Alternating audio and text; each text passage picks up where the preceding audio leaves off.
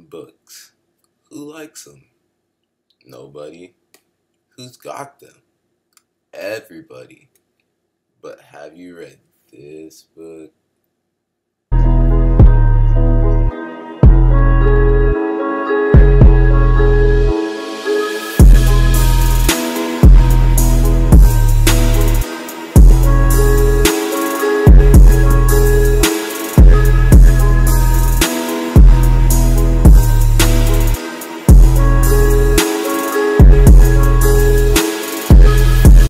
See this book right here?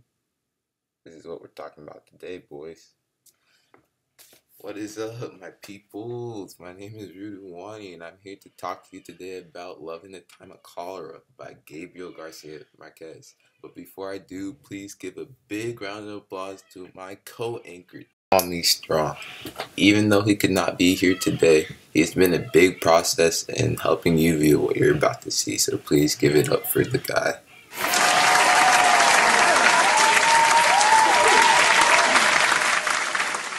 Me if you saw that. Now it's for you, buddy. Now let's get this show on the road. So, who's this guy, you may ask? Well, if you couldn't infer from before, this is the author of the book Love in the Time of Cholera.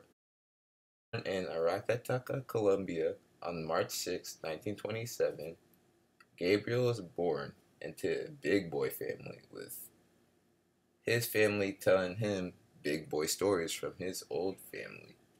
He became an author, as you can tell, and wrote books like this one, and sadly died of cancer on April 17th, 2014, and also suffered from dementia.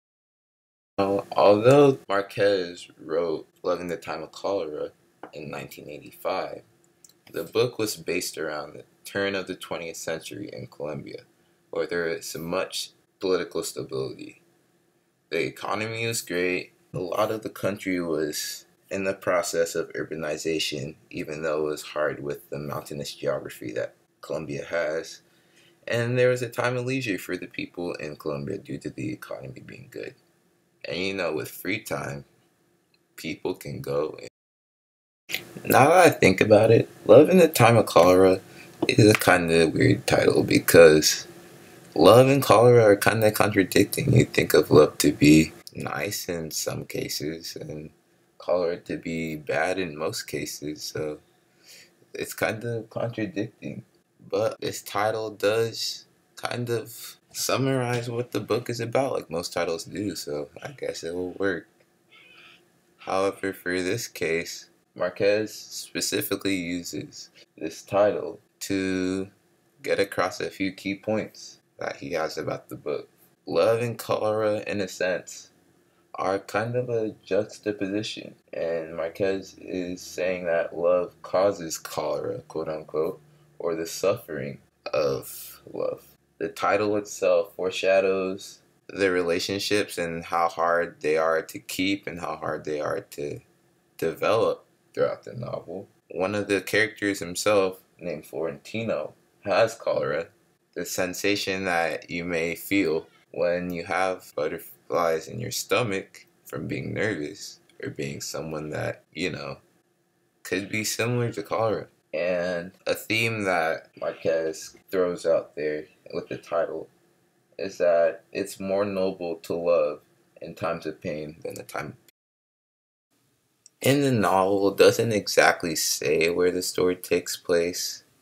However, it can be inferred that Marquez places his story in Colombia, like where he was born, but it does say that it was in a city on the Caribbean coast.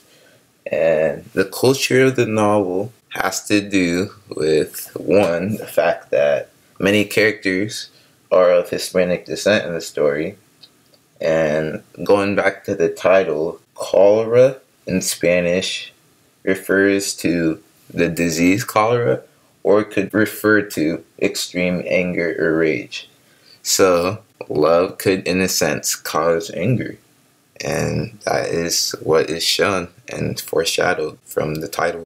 Alright, now that I've told you the basics, I think it's time for story time. So Once upon a time, there's this one doctor named Dr.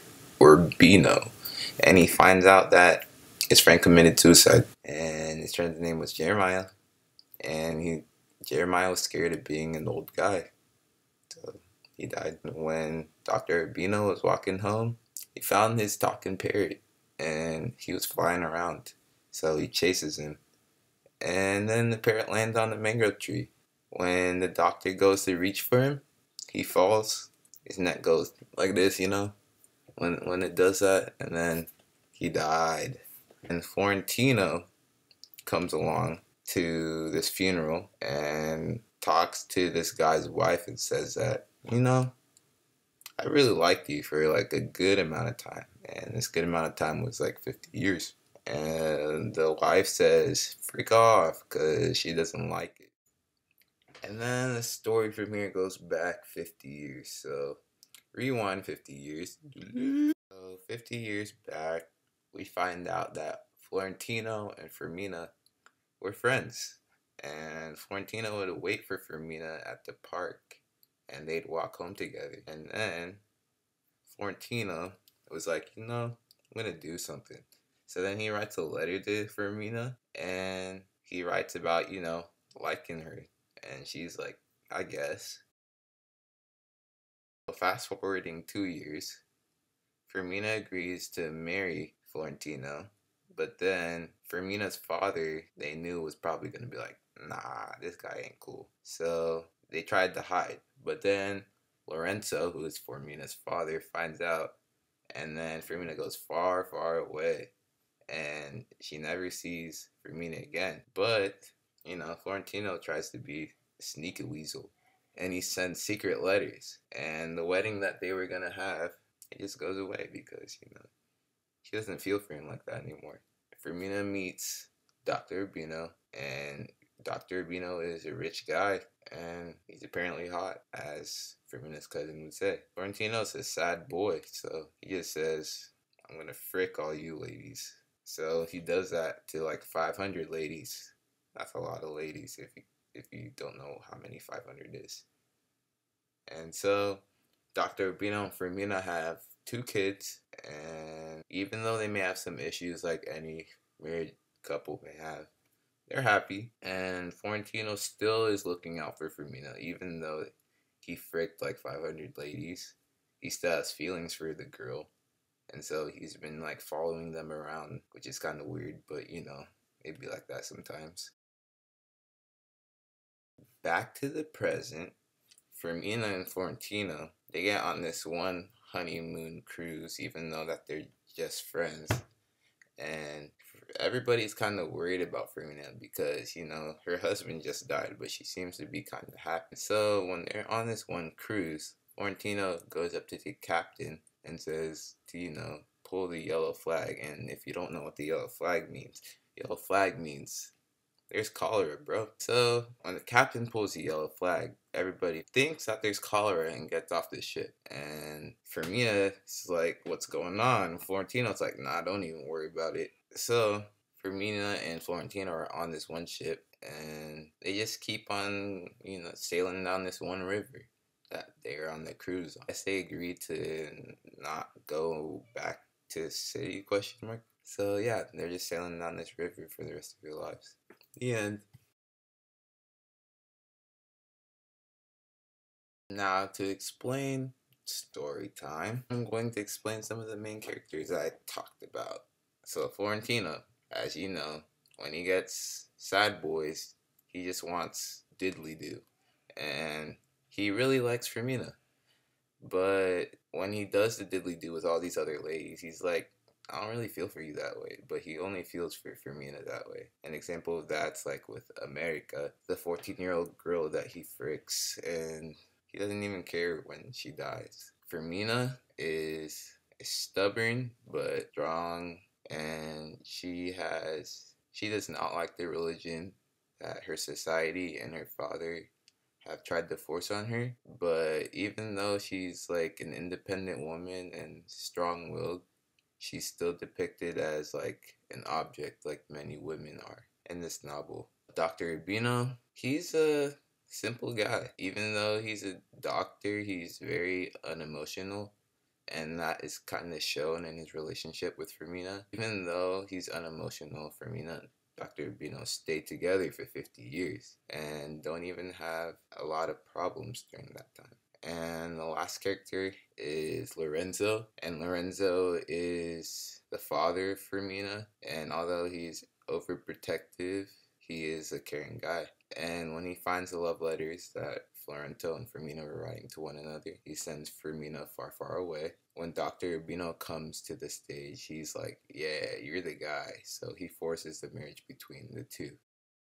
One of the many apparent allusions in the novel Love in the Time of Cholera is to Joseph Conrad's novel Heart of Darkness. This allusion is at the end of the book when Florentino and Fermina are floating down the river together. This alludes to Heart of Darkness by the river being like a symbol of the journey. Florentino, throughout the whole novel, has been trying to get to Fermina. He's waited for so long just to get to Fermina, and so when he does, he did it. He's on the river with her for the rest of time. In Heart of Darkness, Marlowe is on the river and he travels through the Congo.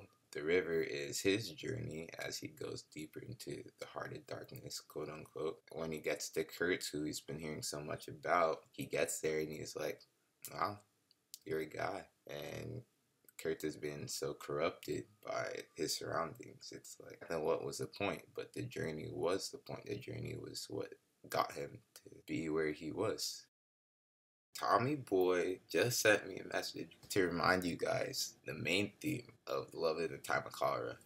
And he says here, love is a literal plague that controls and destroys you as a person. This is shown by the fact that even though Florentino was rejected by Fermina for 51 years, he still obsesses and follows her. This is where the book gets its significance in the title, as love is comparable to the disease cholera. An almost sense of masochism can be found in Florentino's actions, as during the 51 years Florentino spends away from his true love, he pushes himself even further just to be with her.